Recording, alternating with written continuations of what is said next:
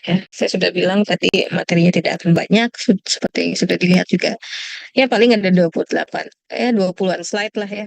20-an slide, ya masih teori ya, seperti apa pemahaman mengenai materi di chapter terakhir sebelum UTS ya, di chapter 10, yaitu tentang koordinasi di dalam rantai pasok. Ya, dilihat lagi apa sih yang ingin eh, dituju ya dengan mengikuti materi ini, apa yang harus kalian pahami ya. Di sini nanti bagaimana kalian bisa menjelaskan, menggambarkan ya seperti apa koordinasi yang ada di dalam rantai pasok dan seperti apa nanti yang disebut dengan bullwhip effect ya. Kenapa juga bullwhip effect ini juga bisa muncul dan seperti apa dampaknya terhadap terhadap eh, supply chain performance itu sendiri, terhadap kinerja dari supply chain. Recording in progress. Ya, jadi tadi sampai di yang pertama ya. Yang kedua, mampu mengidentifikasi seperti apa saja hambatan-hambatan yang mungkin terjadi di dalam koordinasi rantai pasok itu sendiri ya. Lalu juga seperti apa kendali dari manajerialnya yang dapat membantu untuk mencapai koordinasi yang diperlukan dalam rantai pasok, dan terakhir seperti apa itu bentuk dari collaborative planning, forecasting, dan replenishment yang mungkin terjadi di dalam supply chain ya. Jadi intinya bagaimana mengkoordinasikan. Kalau kita lihat supply chain kan ada banyak stage, ada banyak tahap, ada banyak pemangku kepentingan di dalamnya. Bagaimana mengkoordinasikannya? Karena di sana kan akan ada 3 aliran ya, disebutkan aliran informasi, aliran produk, dan aliran cash atau fund ya.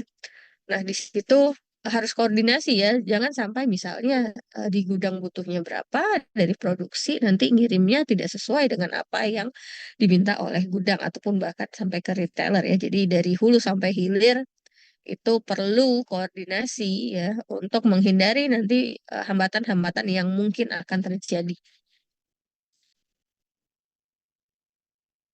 Ya, ini eh, kurangnya koordinasi ya. Seperti apa yang dampaknya, seperti apa yang akan terjadi jika kurangnya koordinasi di dalam rantai pasok itu sendiri. Jadi di dalam rantai pasok diperlukan koordinasi itu dari setiap stage ya, setiap tahap ya. Itu harus memiliki peran ya, peran dalam menyamakan atau menyelaraskan apa sih yang menjadi tujuannya. Ya, tujuannya ya meningkatkan total supply chain surplus. Jangan misalnya di bagian pengadaan pengennya ya biaya keluar sedikit ya. Terus sedangkan di bagian produksi misalnya ingin produksi barangnya dengan jumlah yang banyak atau besar. Itu kan tidak eh, kurangnya koordinasi ya. Jadi harus sama nih, harus sinkron antara satu tahap dan tahap yang lainnya dalam mencapai apa yang menjadi tujuan di rantai pasok itu sendiri. Intinya apa yang dituju oleh satu stage itu harus sama dengan stage-stage lainnya.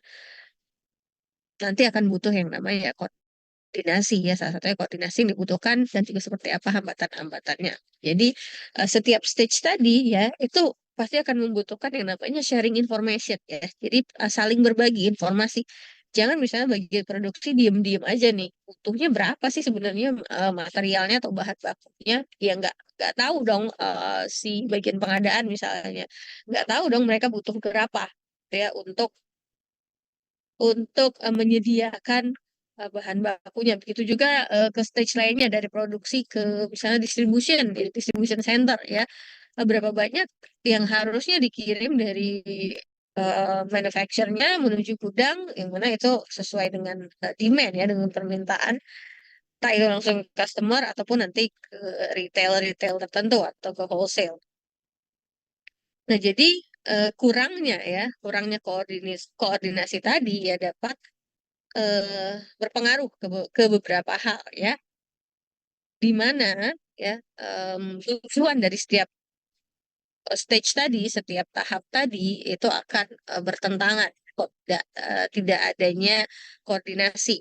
Lalu berikutnya informasi yang berpindah, yang mengalir dari satu stage ke stage lainnya, itu pun juga akan terjadi gangguan dan juga delay ya, tertunda, terhambat lah intinya untuk informasi yang didapatkan oleh masing-masing stage jika tidak adanya koordinasi atau kurangnya koordinasi tersebut. Lalu berikutnya bullwhip effect ya. Dengan tidak adanya koordinasi tadi di dalam rantai pasok, eh, akan terjadi yang namanya bullwhip effect ya. Seperti apa bullwhip effect ini? Ya, akan terjadi distorsi nantinya. Akan terjadi hambatan, gangguan terkait demand-nya ya. Akan terjadi peningkatan variabilitas dari demand itu sendiri. Ya, dari permintaannya itu akan sangat bervariasi untuk jumlahnya.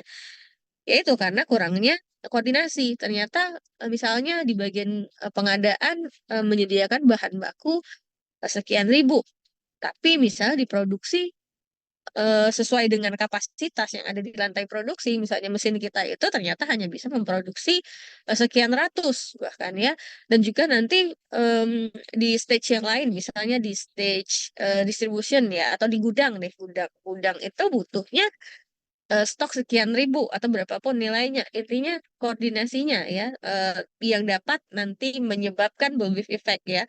Jadi nanti akan terjadi fluktuasi ya, fluktuasi dalam pesanan itu sendiri ya, yang dapat meningkat ya ketika pada saat berubah nih rantainya, entah itu dari retailernya ya, dari retailer menuju ke wholesale ya, menuju ke agennya, lalu menuju ke manufacturer, ke pabrik, sampai ke rantai yang paling hulu ya, itu di supplier. Nah, jadi dalam distorsi demand ini tadi ya, informasi-informasi yang ada di dalam rantai pasok itu perlu koordinasi antar satu stage, satu tahap ke tahap yang lainnya, yang nanti dapat menyebabkan ya, berdampaknya tidak baik ya, akan ada loss di sana, entah itu loss profit, loss sales di dalamnya, karena dengan kurangnya koordinasi yang ada di dalam rantai pasok.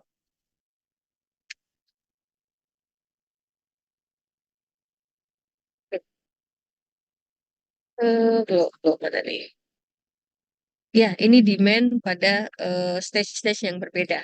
Mengapa pentingnya koordinasi tadi ya di antara setiap stage yang ada di rantai pasok. Contoh ya, yang di gambar pertama ini, consumer sales at retail. Seperti apa demand-nya ya pada saat di retail ya, dilihat dibandingkan dengan pada saat pesanan dari retail menuju ke agen. Itu mungkin masih mirip-mirip ya. Nah, ke tahap berikutnya, dari wholesale, dari agen. Seperti apa permintaan agen itu ke manufacturernya langsung. Oh, ternyata saya pesannya di waktu tertentu itu beda-beda ya, bervariasi. Tapi itu tidak sama dengan apa yang dipesan oleh si retail tadi menuju ke agen ya. Sehingga itu akan menyebabkan salah satunya lah nanti, misalnya penjualannya tidak terpenuhi ya, demand-nya tidak terpenuhi, atau misalnya juga terjadi penumpukan barangnya di gudang retail, misalnya itu contohnya ya. Itulah kenapa pentingnya koordinasi di setiap stage tadi. Nah, lalu di sini di bagian manufacture ordernya ke supplier malah lebih tinggi ya, lebih tinggi. Em, Lagi-lagi ya, pasti akan dari segi biaya yang timbul, dari biaya produksi, terus juga biaya pemesanan, biaya penyimpanan, bahkan nanti ya, jika apa yang dipesan oleh si manufacturer tadi beda dengan wholesale, terus juga dari wholesale-nya beda ke retailer sampai ke eh, consumer. Lalu seperti apa efeknya ya? Efeknya terhadap kinerja atau performansi dari supply chain itu sendiri jika kurangnya koordinasi ya.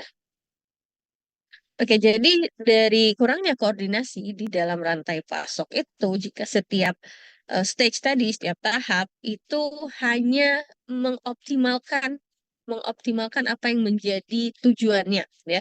Jadi mereka tidak memperhitungkan, oh secara keseluruhan harusnya kita itu kan sebagai suatu rantai pasok itu memaksimalkan ya, memaksimalkan overall ya, overall value ya di dalam rantai pasok, tidak hanya oh bagian produksi aja nih yang kita maksimalin ya. Kita fokus bagaimana memproduksi sebanyak mungkin lah gitu ya, sebanyak mungkin. Sedangkan di stage lain punya kendala nih, misalnya di gudang atau di retailnya punya kendala, kapasitas gudang kita yang mungkin tidak sebesar apa yang diproduksi dari rantai produksi ya. Itu kan perlu em, informasi di sana, perlu aliran informasi di dalamnya, perlu koordinasi supaya tidak hanya bagian produksi yang bisa mengoptimalkan apa yang menjadi tujuannya ya, tapi juga perlu mempertimbangkan stage-stage lainnya dalam mencapai tujuannya. Dan juga ini salah satunya mengurangi total profit. Tadi jelas ya, kalau misalnya produksinya berlebih padahal demand-nya tidak sebesar yang diproduksi, kan akan ada eh, pengurangan lah ya, pengurangan profit ya. Barangnya bisa tidak terjual, barangnya menumpuk. Kalau barangnya menumpuk sudah waktu yang lama, nanti akan ada diskon tadi yang sudah kita bahas ya. Akan ada diskon dari barangnya ya. Kalau diskon dari barang ya otomatis pemasukan yang didapat pun juga berkurang ya, sehingga total profit pun juga akan berkurang.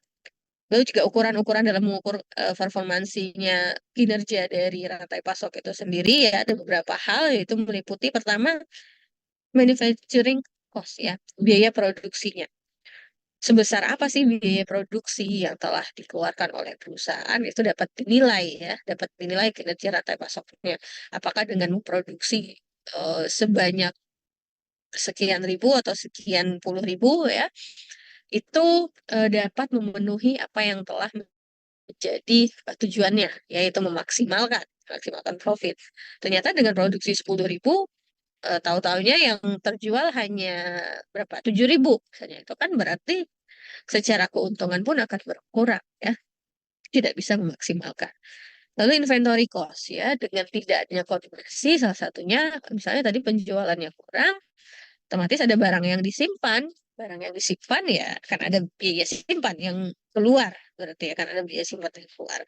Lalu replenishment lead time ya, waktu tunggu dalam replenishmentnya. Jadi seperti apa pengiriman lagi ya, pengisian kembali untuk barang-barang yang ada di dalam rantai pasok tadi ya. Seperti apa sih kalau koordinasinya lama nih, contohnya koordinasinya lama dari bagian pengadaan yang menghubungi supplier ke produksi, bagian produksi ya.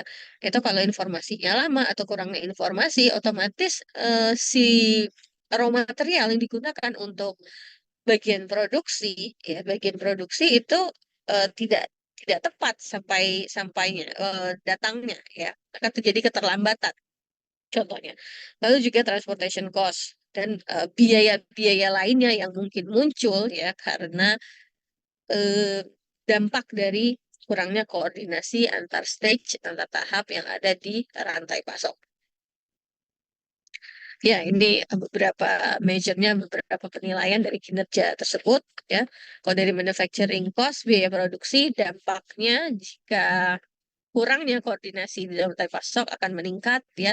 Inventory cost juga akan meningkat, lead time-nya juga meningkat, transportation cost meningkat, shipping and receiving cost-nya meningkat. Yang berkurang itu adalah profitabilitas ya, keuntungannya berkurang, terus juga ketersediaan produknya juga akan berkurang ya, itu dampak dari kurangnya koordinasi di dalam rantai pasok. Lalu berikutnya ada hambatan-hambatan dalam koordinasi di rantai pasok. Ada beberapa jenis hambatan ya, hambatan. Yang pertama insentif ya, insentif, hambatan secara insentif. Lalu information ya, itu juga menjadi salah satu hambatan dalam koordinasi operasional, pricing, dan juga behavior ya, behavior. Nah, kita masuk ke yang pertama, hambatan dari segi insentif ya. Ini terjadi ketika ya insentif itu menawarkan pada setiap stage yang berbeda atau setiap pelaku yang berbeda di dalam rantai pasok itu mengarah ke suatu tindakan yang dapat meningkatkan variabilitas ya, variabilitas dan mengurangi total keuntungan, total profit ya. Itu akan terjadi dan jika ada tindakan-tindakan yang bisa menyebabkan bertambahnya variabilitas. Lalu juga local optimization ya. Jadi hanya ingin memaksimalkan, mengoptimalkan secara lokal, hanya di stage dia saja yang dia pikirkan, ya, tanpa memikirkan stage-stage yang lainnya. Apa sih dampaknya dengan dia memaksimalkan atau mengoptimalkan tujuan yang ada di stage-nya, dampaknya ke stage yang lain itu apa sih? Kalau misalnya tadi contoh bagian produksi, maka dia ingin memaksimalkan produktivitas, gitu ya, atau memaksimalkan jumlah produksinya sebanyak mungkin dia ingin produksi. Tapi dampaknya ke stage yang lain, misalnya ke gudang, apa nih dampaknya ke gudang? Perlu dilihat juga, harusnya ada koordinasi. Sebenarnya gudang kita tuh kapasitasnya berapa, gitu ya, supaya tidak terjadi penumpukan. Terus juga gudang produksi ke misalnya ke retail, berapa sih sebenarnya demand yang dibutuhkan, ya, sehingga dapat dikoordinasikan dengan bagian produksi yang memproduksi sejumlah yang ditentukan, ya, begitu juga sampai ke pembelian bahan baku. Berikutnya ada hambatan terkait information processing, ya, bagaimana memproses informasi-informasi yang ada di dalam rantai pasok, ya. Jadi ketika informasi tentang demand itu eh, didistorsi, ya, itu pada saat dia perpindahan stage, ya, dari satu stage ke stage lain di dalam rantai pasok itu dapat em, cenderung lah, ya, memicu bagaimana tindakan-tindakan yang mungkin akan dilakukan yang dapat menyebabkan tadi variabilitas, ya, eh, variabilitas dan juga mengurangi total profit. Intinya hambatan-hambatan yang ada, baik itu dari segi insentif, baik itu dari operation, nanti information, behavior juga, ya, dan pricing, dari 5 hambatan tadi itu leading to increase variability, ya. Jadi jika tindakan yang dilakukan itu ternyata eh, mengacu kepada tindakan-tindakan yang menyebabkan meningkatnya pesanan itu secara variasinya meningkat, ya, dan juga total profitnya yang berkurang, dan kurangnya juga sharing information, ya. Jadi memang harus sering sharing informasi di antar stage di dalam rantai pasok supaya selalu update. Oh, ternyata yang dibutuhkan oleh bagian produksi apa-apa saja, terus bagian gudang, bagian apa lagi yang rantai pasok, bergantung dari rantai pasok yang ada di dalam perusahaan masing-masing. Ya, ini hambatan dan operasional yang terjadinya dan seperti apa hambatan-hambatan yang terjadi. Contohnya dengan mengorder dalam jumlah yang besar, ya.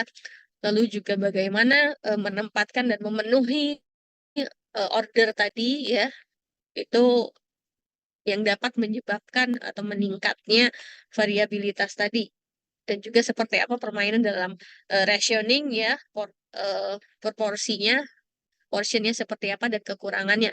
Jadi perlu dilihat saat di bagian operation, ya, bagian operasi, apalagi di bagian produksi, misalnya perlu tahu nih ada sesuatu nggak yang dimanipulasi lah seperti itu, ya, oleh bagian operation, ya. Jangan sampai operationnya produksi berapa yang dikasih ke gudang berapa, dan misalnya yang mau didistribusikan juga berapa, itu perlunya koordinasi tadi, ya. Itu salah satu hambatannya, terjadi eh, permainan lah di situ, ya.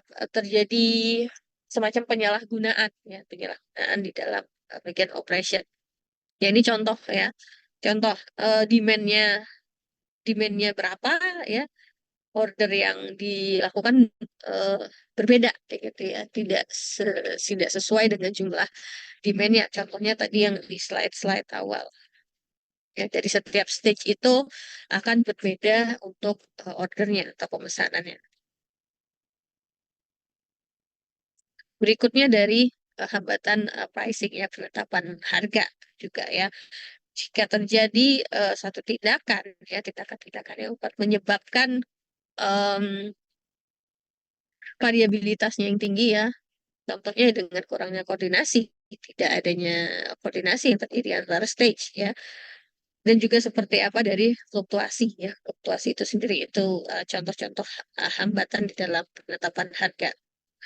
Ya, ini dari penjualan retail, kalau dari grafik dilihat penjualan retail berbanding berbeda, ya, berbeda dengan seperti apa shipment di manufacturernya.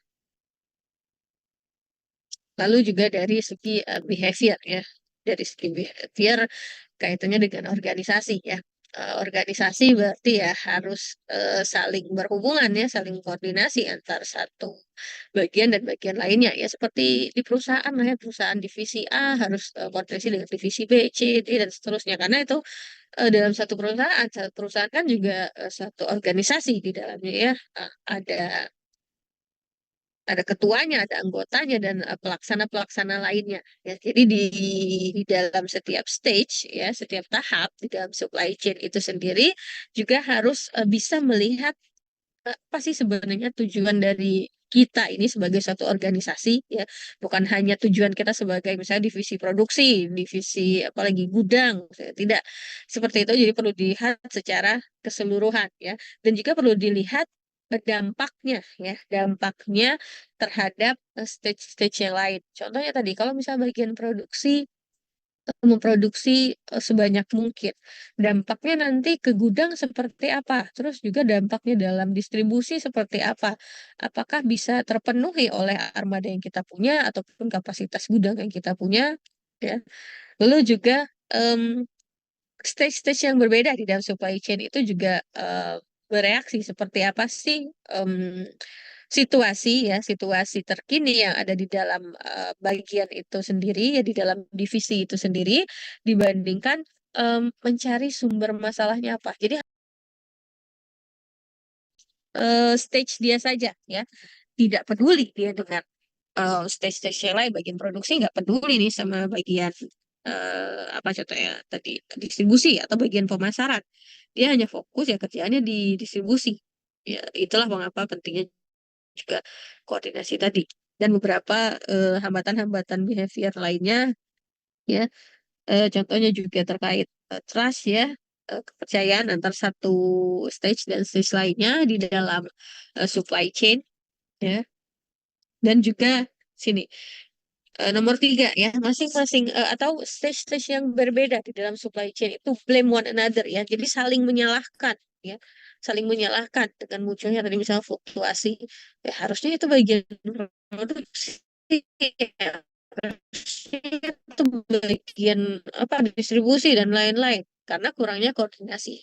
Seandainya koordinasi itu berjalan dengan baik ya, informasi informasinya pun juga sharing informasi dalam koordinasi, ya itu akan batas. Ya, lalu bagaimana kendali dari manajerialnya ya untuk mencapai koordinasi di dalam rantai pasok? Ya, ada beberapa. Yang pertama harus menyelaraskan, menyeimbangkan antara tujuan dan insentifnya seperti apa yang kita tuju dan insentif yang diinginkan juga seperti apa. Lalu mengimprove ya, mengimprove dari informasi ya, akurasi dari informasi. Jadi informasi yang diperlukan ini ya harus akurat ya. Jangan misalnya informasi untuk bagian produksi dapatnya dari misalnya dari mana? Dari retail ya, terlalu jauh. Harusnya ke stage-stage yang lebih dekat ya. Lalu juga mengimprove seperti apa kinerja dari operasionalnya. Ya, nanti akan ada beberapa.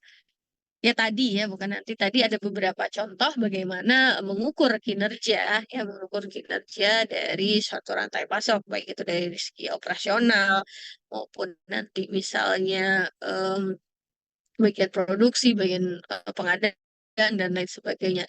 Dan juga strategi dalam merancang pricing, penetapan harga ya untuk menstabilitaskan pesanan.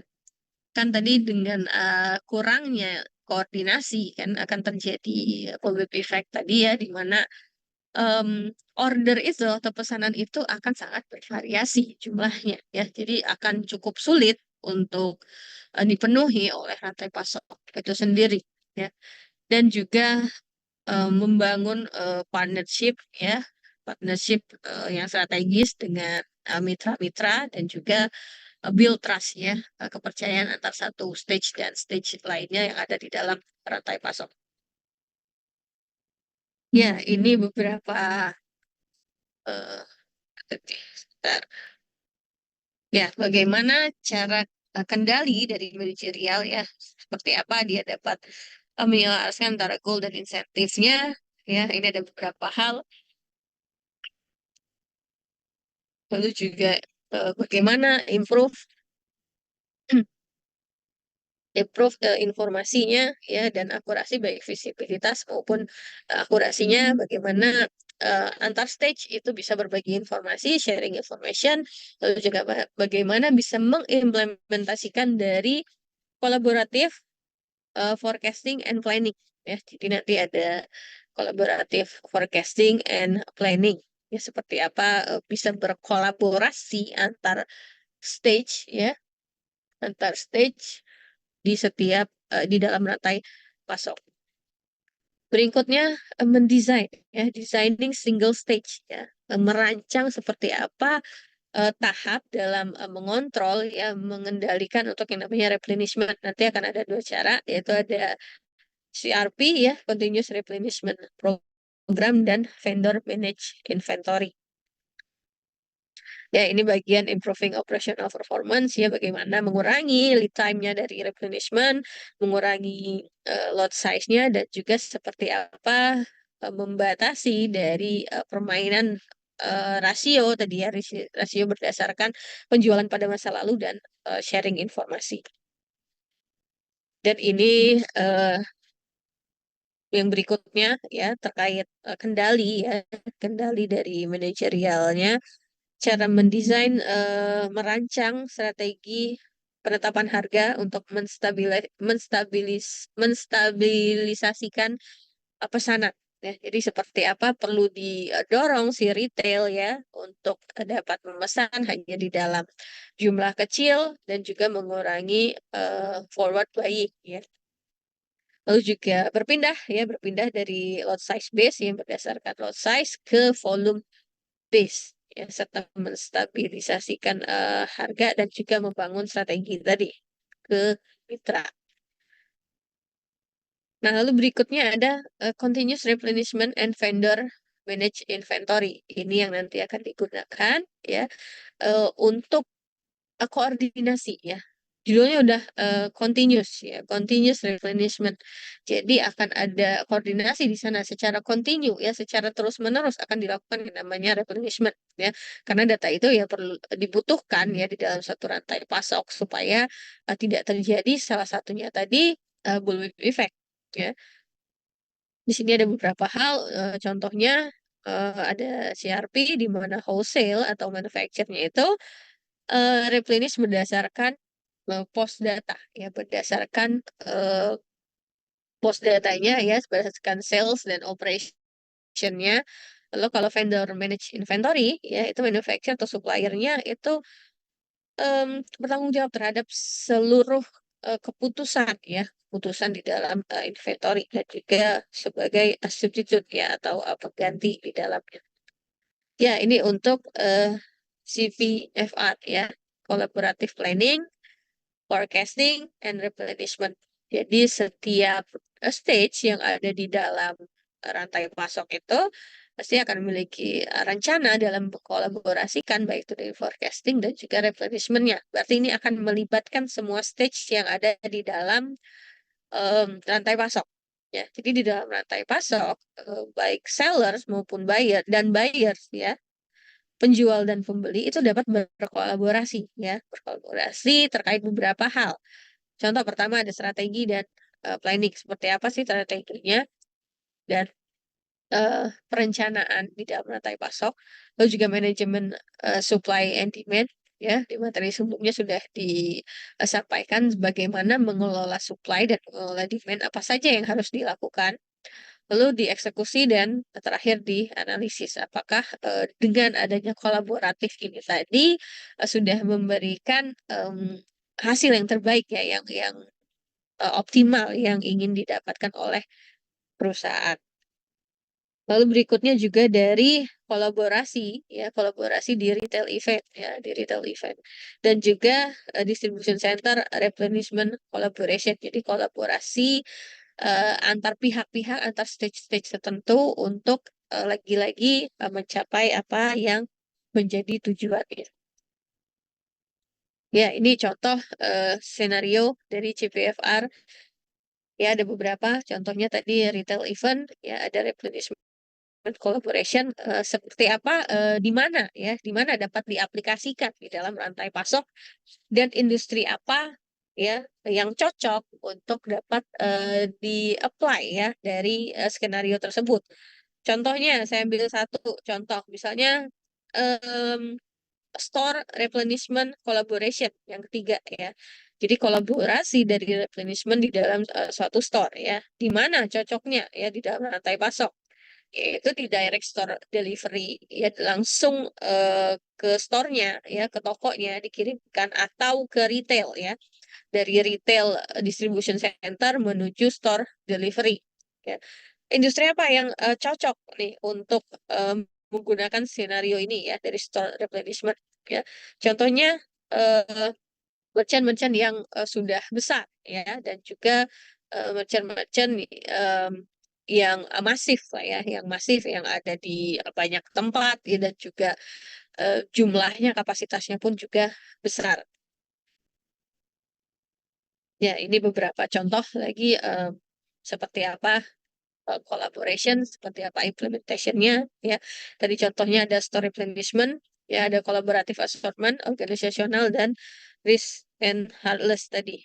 Di sini ada contoh ya skenario yang mana saja yang dapat diaplikasikan di dalam rantai pasoknya di bagian apa dan juga di industri apa yang cocok untuk diterapkan collaborative planning, forecasting, and replenishment ini.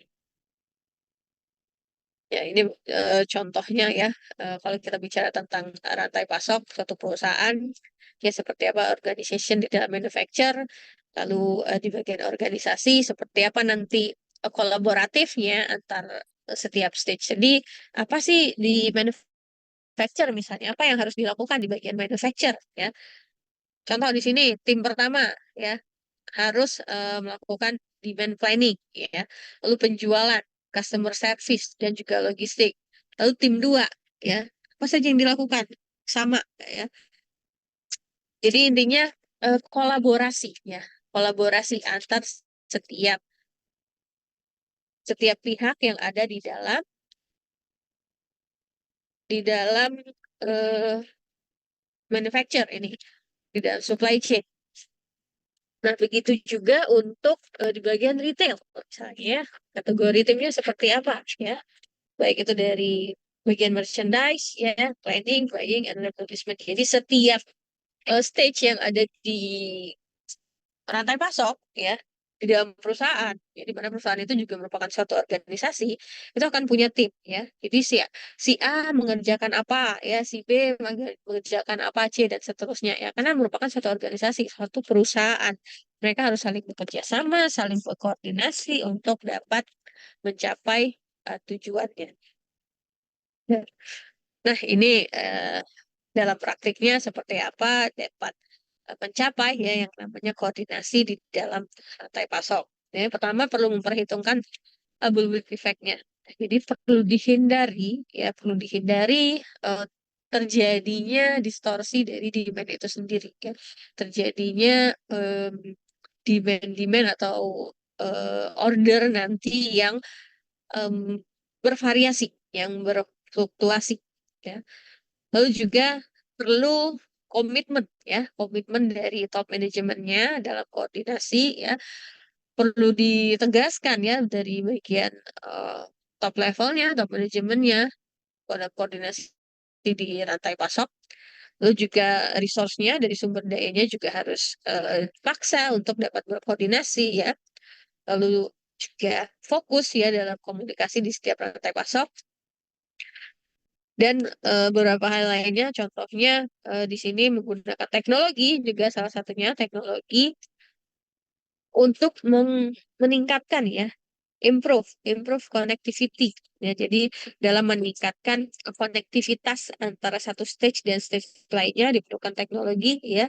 Jadi nggak perlu lagi tuh kalau zaman dulu mungkin ya dicatat di kertas, ya dicatat di kertas. Oh, bagian produksi itu butuhnya sekian sekian sekian ya untuk kunci sekian sekian banyak raw material, dan sekian banyak apa lagi material A, B, C dan seterusnya. Sekarang kan sudah banyak bantuan IT ya, bantuan teknologi. information teknologi yang dapat mempermudah, yang dapat mengefisiensikan waktu dan juga mengurangi error lah ya.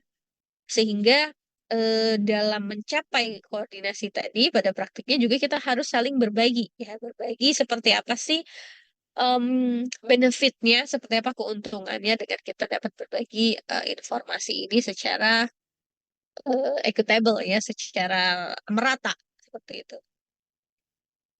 Ya, itu materi untuk sore hari ini ya terkait koordinasi.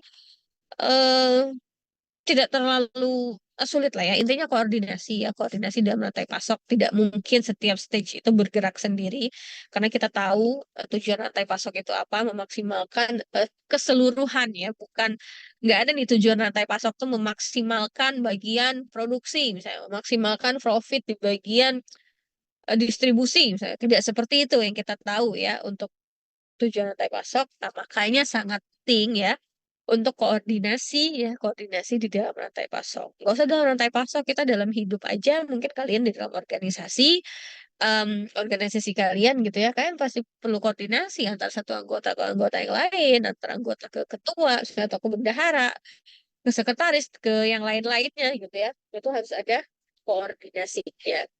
Apalagi di dalam rantai pasok, di dalam suatu perusahaan, terutama lagi kalau sudah besar cakupannya ya untuk perusahaan itu sendiri. Oke, itu Recording saja stopped. untuk materi hari ini, materi